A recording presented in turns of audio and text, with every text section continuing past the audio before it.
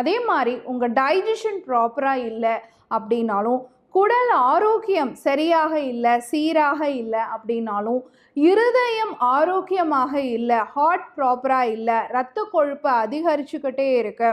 தலைமுடி நிறைய கொட்டிக்கிட்டே இருக்குது, உங்கள் தோல் பொலிவு இல்லாமல் ட்ரைனஸோடு இருக்குது, அதே மாதிரி உங்களுடைய இனப்பெருக்க மண்டலம் ஆரோக்கியமாக இல்லை, உங்களுடைய நோய் எதிர்ப்பு ஆற்றல் அது